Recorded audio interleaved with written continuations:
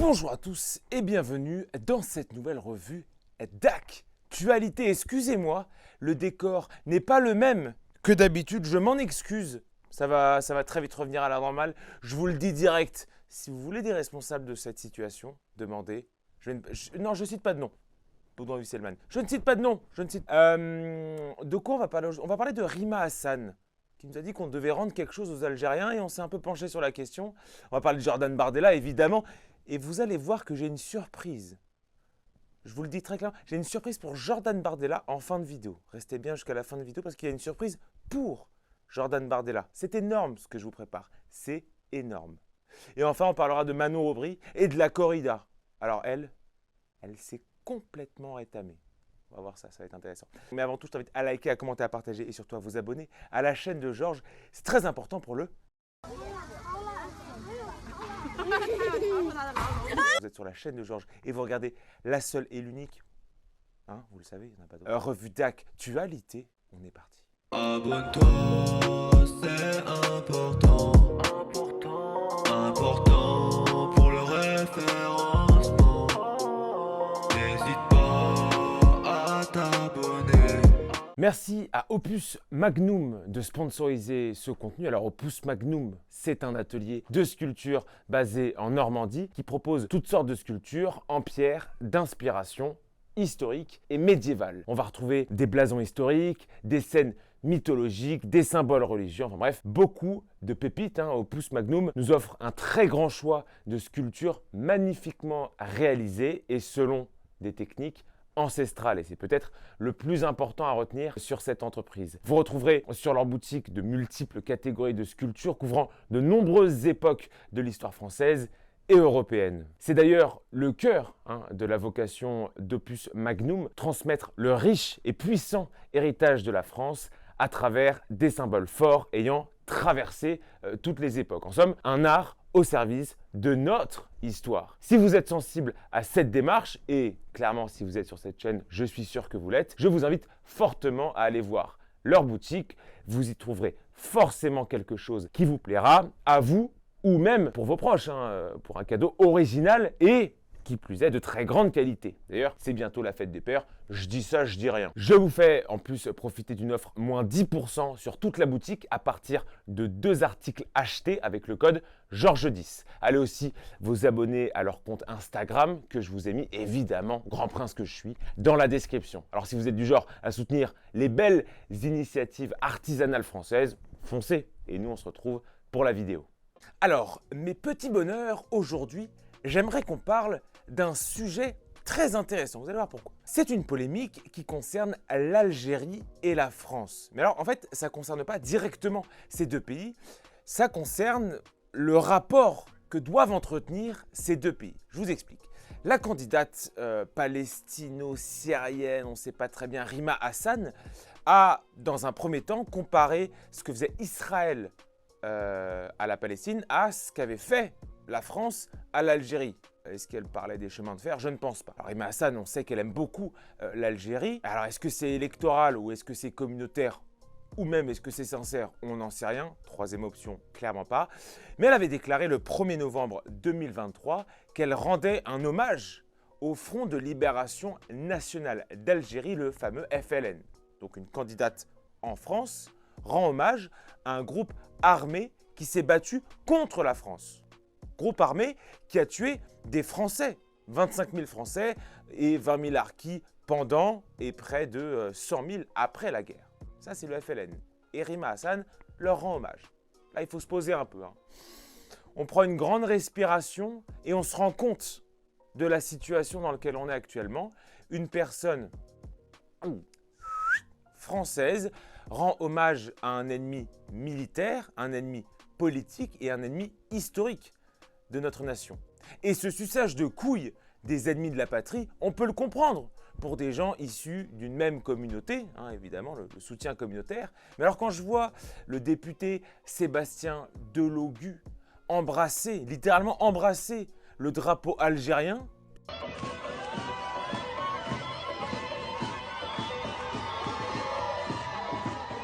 t'as envie de chialer, mec, t'as pas d'honneur en fait.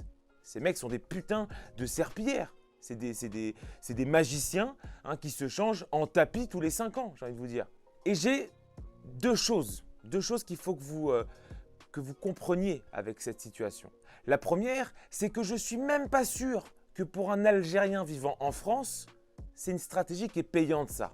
Je ne suis pas sûr que constater que son élu est une serpillière éco-plus, ce soit très rassurant. Autre chose, si ces députés ou si ces candidats sont prêts à autant d'aplanissement devant l'ennemi, ils se coucheront aussi évidemment quand ça parlera de féminisme ou quand ça parlera d'inclusivité. Je dis ça pour une hypothétique convergence des luttes voulue par tous les petits gouers insoumis qui tombera forcément à l'eau. Je vous le dis direct, spoiler alerte, il n'y aura pas de convergence des luttes. Comme ce fut le cas d'ailleurs pendant la révolution iranienne et comme des communistes afghans pourront vous révéler lors des années 80 en Afghanistan, hein, où ça a plutôt mal fini pour le communisme. Et alors, Rima Hassan, elle nous a dit récemment, il est temps que la France rende tout ce qu'elle doit à l'Algérie. Ah bon, on va analyser ça. Vous allez voir que vous allez ressortir intelligent de cette actualité et de cette vidéo. Parce que en rhétorique, en général, on décompose une proposition, une phrase, en plusieurs segments. On va voir l'analyse un peu premier degré, hein, qu'on dit l'analyse littérale. Qu'est-ce qu'on veut nous dire avec cette phrase? Une analyse argumentative, donc arriver à identifier une thèse derrière cette proposition d'apparence assez simple, arriver à identifier les présupposés implicites, les non-dits et évidemment les intentions que va avoir l'auteur de la phrase. Et enfin, une analyse plus pragmatique, ou alors on peut appeler ça une analyse contextuelle, c'est comprendre l'objectif clair de l'auteur. Et là, vous allez me dire, oh Georges, tu as l'air vachement mieux dans tes baskets depuis quelques temps, et je vous répondrai 3 choses, rupture, dépression et sport. Mais ça n'aurait rien à voir. Notre proposition de départ, c'est, texto, hein, il est temps que la France rende tout ce qu'elle doit à l'Algérie. Au niveau littéral, on comprend assez bien la proposition. La France a des choses, ces choses ne sont pas à elle, ces choses sont à un pays tierce. L'Algérie, il faut que la France rende ces choses-là à l'Algérie, puisque ces choses-là ne lui appartiennent pas. Et déjà, on a un problème. Ah, on a un problème. Parce que si c'est le cas, c'est donnant-donnant. Les Algériens reprennent tout ce qu'on leur a pris, entre guillemets. Et franchement, je demande des précisions de quoi ils parlent. De tous ceux qui se revendiquent algériens en France et qui cassent les couilles avec leur drapeau, pas de souci, on vous les rend. Je paye l'avion, hein, je vous le dis direct, je paye l'avion pour ces mecs-là. Hein. Est-ce qu'elle parle des OQTF? Pas de souci, je vous les rends aussi, je paye un 2e avion pour ces OQTF. Et aussi, moi j'ai une question, quand on dit l'Algérie, avec un grand A, mais c'est l'Algérie de quand en fait? Est-ce que c'est l'Algérie d'aujourd'hui, ce qui n'aurait pas beaucoup de sens, ou est-ce que c'est l'Algérie à l'époque de la colonisation? Si c'est le cas, on va devoir s'adresser non pas aux Algériens, mais à la Turquie. Parce qu'avant l'arrivée des Français, le territoire algérien était sous contrôle ottoman. Donc théoriquement parlant, les Français ont pris cette terre-là aux Ottomans. Hein, eh ouais, non pas aux Algériens. Ottomans qui, évidemment, hein, on ne se demande pas pourquoi, n'ont pas d'espèce de questionnement sur des réparations possibles. Alors que leur empire ottoman était un empire relativement meurtrier, je ne vous l'apprends pas. Quelque part, c'est un peu la France qui a défini et qui a créé la nation algérienne, notamment les frontières de la nation algérienne. Si on rend tout ce qu'on a fait, on défait aussi l'Algérie de ce qu'elle est dans son essence même. Donc bon, rendre ce qu'on doit à l'Algérie, moi je veux bien, hein, pas de galère. Mais du coup, par honnêteté intellectuelle, on doit aussi faire le raisonnement contraire. Et on va interroger mon copain Bernard Lugan pour ça. Parce que si on rend à l'Algérie des choses, à l'inverse, l'Algérie doit rendre à la France des trucs très concrets, genre 54 000 km de routes et de pistes, 4 300 km de voies ferrées, 4 ports, les 23 ports aménagés, tous les bâtiments construits par des Français, les centrales hydroélectriques et évidemment les centrales thermiques, l'industrie, autre truc, un truc un peu chiant, les écoles, quasiment toutes construites par des Français et évidemment les hôpitaux. Comment vous allez faire les Algériens pour nous rendre tout ça? Est-ce que vous allez vous désalphabétiser? Bah non. Au niveau argumentatif, là on commence entre guillemets à s'amuser. C'est quoi la thèse de Rima Hassan quand elle dit ça? Qu'est-ce qu'elle veut nous dire? Et pour le comprendre, le plus important, selon moi, c'est pas la fin de la phrase, mais c'est le début. C'est le début parce que le début de la proposition, c'est « il est temps ». Il est temps, ça sous-entend que pendant une période assez longue, la France s'est enrichie de ce qu'elle aurait volé à l'Algérie. Donc la proposition de Rima Hassan, c'est que la France s'est enrichie sur le dos des braves Algériens. D'accord? Enrichis comment? Aucune idée. La France, elle était puissante avant la colonisation de l'Algérie. C'est par définition ce qui lui a permis de coloniser l'Algérie. Et aussi, je rappelle que jusqu'à la fin de la guerre, ou en tout cas jusqu'à la fin des années 50, l'Algérie était un putain de gouffre financier colossal pour la France. Et l'Algérie occupait 20% du budget de l'État français. Donc par ailleurs, tout ce que j'ai dit que l'Algérie devait nous rendre, ça a été financé par des Français. Et qu'on ne vienne pas me dire, oui, alors la France, elle a pillé les ressources naturelles ou je sais pas quoi. L'Algérie, elle a des réserves naturelles, c'est incontestable. L'Algérie, elle exporte beaucoup de ses réserves naturelles, que ce soit le pétrole ou le gaz naturel liquéfié, parce que, j'ai regardé, du coup, je me suis renseigné, les exportations de ces richesses naturelles représentent 19% du PIB et 93% des exportations. Mais alors, comment on peut expliquer le chômage ? Comment on peut expliquer la pauvreté, le sous-développement, la crise économique et sociale ? Bah c'est simple, c'est parce que l'Algérie est un pays corrompu qui n'a pas mis un seul euro dans le développement humain du pays en se reposant sur des infrastructures construites par la France. Infrastructures qu'il va donc falloir nous rendre. Bah ouais du coup. Et là, l'analyse pragmatique. Avec tout ce que je vous ai dit, tout c'est clair. Mais oui, c'est clair. Actuellement, on est en pleine campagne pour les élections européennes. Et le racolage, entre guillemets, le racolage électoral n'a plus aucune limite. On s'attaque au quartier rempli de désœuvrés et de personnes qui s'identifient comme des Algériens. On s'y attaque en les renvoyant, ces gens-là, explicitement à leurs origines. Parce que ce tweet de Rima Hassan, il ne s'adresse pas aux Algériens en Algérie. On n'est pas con. Rima Hassan, elle s'en branle du corps électoral algérien. Ce tweet-là, il s'adresse à ceux qui se revendiquent algériens en France. Soi-disant passant, faire du racolage et séduire un peuple qui vit et occupe un territoire dont il assume être étranger, c'est littéralement un processus colonial. Ce que fait Rima Hassan, c'est s'adresser à des colons en France. Pour une meuf dont le business tourne autour de la décolonisation d'un territoire, promouvoir la colonisation d'un autre territoire, à savoir la France, c'est très moyen. Ce tweet, je disais, il ne s'adresse pas aux Algériens d'Algérie, mais il s'adresse aux expatriés algériens en France. Et concrètement, pour dire le niveau d'absurdité dans lequel on vit, on a donc une candidate à qui on a gracieusement offert la nationalité française, qui chauffe des Algériens en France à détester la France, qui aurait volé l'Algérie, soit leur pays hypothétique, ils n'y sont jamais allés, le tout pour inciter ces Algériens en France à voter aux élections européennes. C'est en plus en parfaite contradiction avec la proposition très récente aussi d'Antoine Léaumont, donc lui aussi député de la France Insoumise, qui nous disait « Oui, la guerre d'Algérie, elle est finie, arrêtez de vivre dans le passé. » Bah parlez-vous les copains. Une autre actualité intéressante, c'est la découverte de l'ancienne vie de Jordan Bardella. Oui, Jordan est un rey du 18-25. Je vous explique tout ça. Des journalistes ont ressorti des tréfonds de l'histoire, le compte Call of Duty du candidat actuel Jordan Bardella. L'article initial, il est publié dans Le Monde le 2 juin dernier. On va chercher le meilleur ami de Jordan Bardella, le meilleur ami de seconde de Jordan Bardella, qui nous apprend que la passion première du candidat Jordan Bardella, c'était les jeux vidéo, sous le nom du créateur de contenu, Monsieur Jordan 9320 pour le département d'où il provenait. Et alors, évidemment, l'info sort et ça part en quête de l'anneau quelque part pour retrouver les pépites et ça sort les meilleurs killcams de Jordan Bardella. Et moi, sur toutes mes parties, je ne tombe quasiment qu'avec des mecs en face qui campent. Alors, je ne sais pas si c'est votre cas. Et vous allez le voir, vous allez comprendre pourquoi c'est ma dernière partie, tout simplement parce que je tombe qu'avec des mecs qui sont statiques, qui sont dans un bâtiment, qui sont soit viseur fixe, qui vous attendent, qui ne prennent aucun risque à sortir dehors et à courir. Et là, vous voyez que ça commence déjà à m'énerver.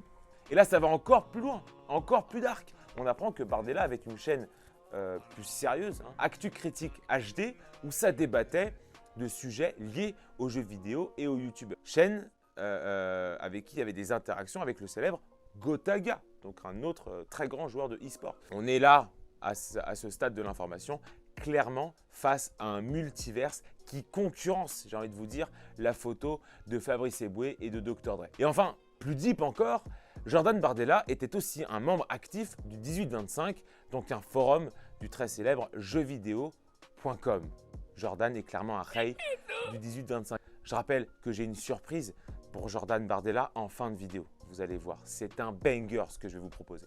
Et on va analyser un peu cette actualité, comme quoi Jordan serait un joueur de Call of Duty. Et je vais aussi vous faire part d'une analyse que j'ai eue récemment sur justement le rapport que les gens ont à Jordan Bardella. Parce que certains, lorsque cette information sur Call of Duty sur YouTube elle est sortie, certains ont cru bon de dire « Oui, alors comme ça Jordan il joue aux jeux vidéo, il est foutu ». Bah non, clairement pas. Selon moi, c'est même l'inverse. Déjà, ce fait-là, le fait de savoir que Jordan Bardella était un féru de jeux vidéo, c'est ce qu'on appelle une humanisation du candidat. Les gens peuvent s'identifier à lui puisqu'ils ont ou en tout cas puisqu'ils vont avoir une connexion émotionnelle avec lui. Tout le monde a déjà rage quit une game, tout le monde a déjà joui en détruisant des campeurs sur Nocturne. Les jeux vidéo parlent à tout le monde et c'est un facteur de rapprochement avec le candidat. Ensuite, cette information-là, elle va contribuer à une réalité qui est souvent cachée sur le Rassemblement national, à savoir Jordan Bardella est un candidat qui est adoré par les jeunes générations. Je rappelle que le Rassemblement national est le premier parti chez les jeunes, notamment grâce à la présence de Bardella sur TikTok. Dans un spectre politique qui est actuellement, je trouve, manipulateur, arriviste et ô combien calculateur, je vous rappelle ma première actualité, là, avec cette information comme quoi Jordan Bardella joue aux jeux vidéo, on a une preuve de l'authenticité du bonhomme. Très loin des calculs politiques qu'on peut avoir à la France Insoumise, par exemple. Pour rester un peu sur notre Jordan national, j'aimerais vous faire part d'une réflexion dont je vous parlais en introduction, une réflexion que j'ai eue récemment sur Jordan Bardella. J'entends très souvent les détracteurs aspirer mon âme, ce qui n'est pas cool pour Sirius Black, mais surtout critiquer Jordan Bardella sur le mode « Oh ouais, il est vraiment con et en plus, il n'a pas fait d'études ». Là, je fais évidemment référence à ces torches chiottes de quotidien qui avaient critiqué Jordan Bardella pour ne pas avoir fait d'études. Alors déjà, si faire des études t'amène à être un des pires présidents de l'histoire de la 5e République, je préfère clairement être gouverné par un carrossier peintre en bâtiment portugais. Au moins, on se fera remplacer et égorger, mais on aura des murs propres. Et ensuite, s'attaquer à un homme politique, non pas sur son programme, mais sur sa formation académique, sous-entend deux choses. Premier élément, que la formation politique garantit une formation intellectuelle, ce qui est faux, hein, compte tenu du tiroir à foutre, par exemple, qui est devenu les écoles de formation d'élite comme Sciences Po. J'en parlais il y a 2 semaines. Et deuxième élément, ça sous-entend qu'un homme du peuple n'a pas le droit à la parole et à la prise de décision s'il n'a pas fait d'études, ce qui revient littéralement à foutre un suffrage censitaire, hein, donc destiné à une élite, une espèce de caste d'enculés qui aurait fait des études et qui donc aurait la légitimité pour nous imposer, à nous, les gueux, les petites merdes, des décisions qui ne vont pas dans notre sens. Le tout reposant sur un autre truc que j'entends très souvent sur Jordan Bardella, à savoir « Oui, Jordan Bardella, c'est une coquille vide. En fait, quand il parle, il dit rien. C'est juste un mec qui apprend ses fiches. Et très clairement, Jordan Bardella, il dit rien de concret. » Alors déjà, pourquoi vous l'attaquez autant s'il ne dit rien? Ça n'a pas de sens. On n'attaque pas quelqu'un qui ne dit rien. Donc, on le critique là-dessus.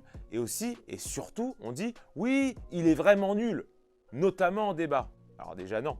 On ne peut pas lui reprocher à la fois de n'apprendre que ses fiches et d'être vide en débat. Ça n'a pas de sens. Donc dire qu'il est nul, c'est un reproche qui est très subjectif. Mais on va jouer au con et on va voter communiste. Non, on va jouer au con et on va prendre la critique comme quoi Jordan Bardella est pas bon très au sérieux. Admettons que Jordan Bardella soit effectivement nul à chier, genre le mec est un déficient mental lourd et il connaît le goût des crayons de couleur par cœur. Comment expliquer que plus d'un votant sur 4 soit séduit par quelqu'un qui est débile? Ça nous laisse deux possibilités. Soit il n'est pas con et ces critiques-là, ça sent le seum, donc clairement probable. Soit, et c'est peut-être plus grave, il est effectivement demeuré, c'est un simplet, et les Français sont tellement sensibles au sujet d'immigration, de sécurité et d'identité qu'ils sont prêts à choisir un déficient mental pour les représenter.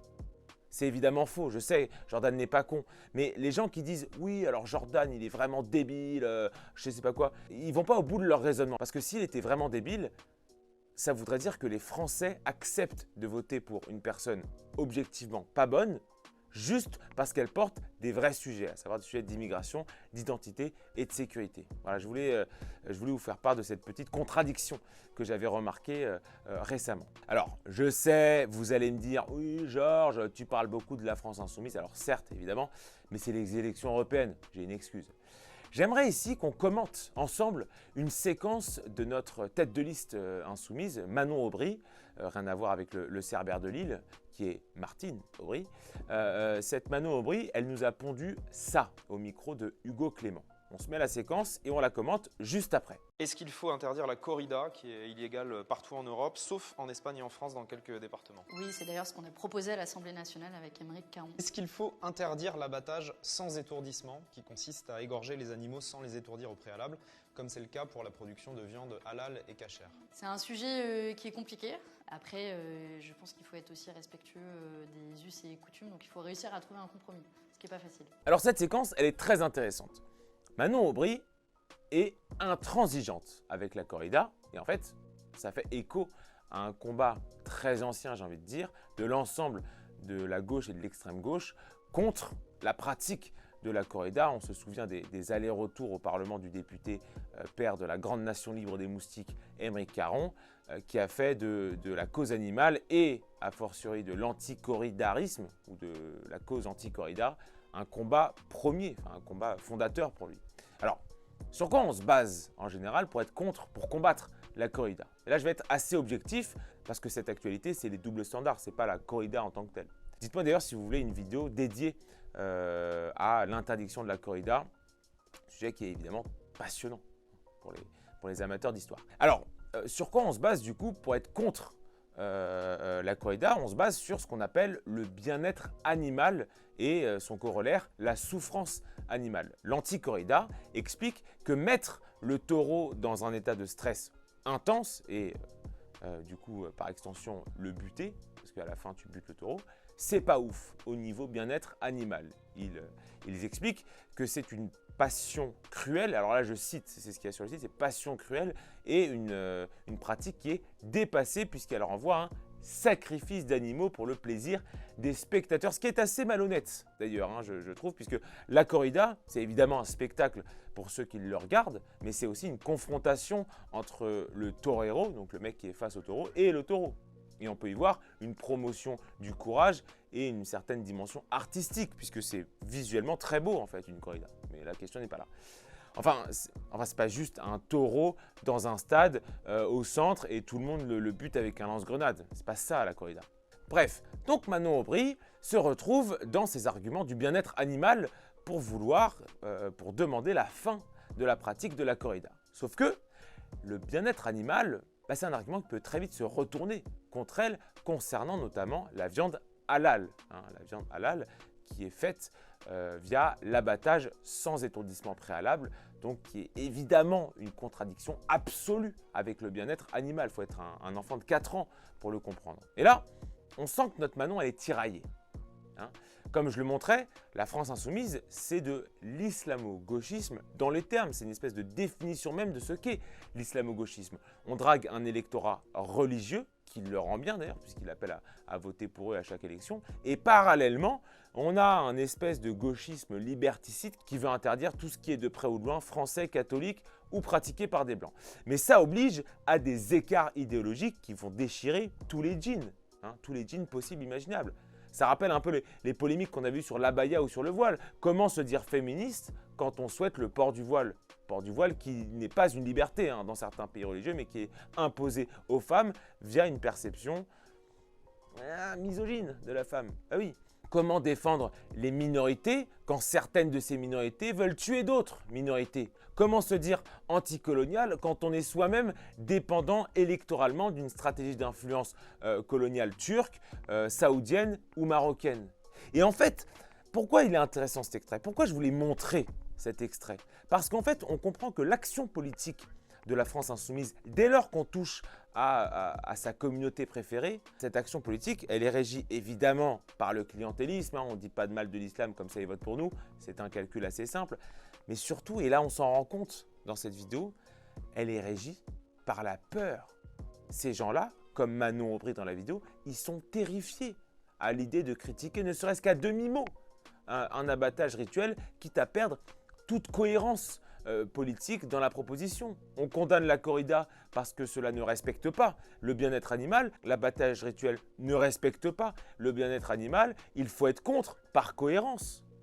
Mais en fait, entre-temps, il s'est dissimulé dans la proposition un mot. Et ce mot, c'est rituel, qui renvoie évidemment aux musulmans et statistiquement beaucoup moins, beaucoup plus résiduellement à la viande cachère, donc à la viande consommée par les juifs. Et on le voit dans la vidéo, Manon Aubry est gênée par ce mot, parce que ça fait écho pour elle à une stratégie politique qui repose sur l'électoralisme et sur le clientélisme. Manon Aubry, dans cette vidéo, a le langage corporel d'une meuf qui est en train de se faire racketter, parce qu'elle sait qu'elle est prise au piège. Soit elle désavoue cette pratique, mais elle se met à dos une communauté qui la terrifie, soit elle fait preuve d'une incohérence spatio-temporelle. Je crois que vous avez vu ce qu'elle a choisi. C'est désormais votre moment préféré de la semaine, c'est le moment Marceau.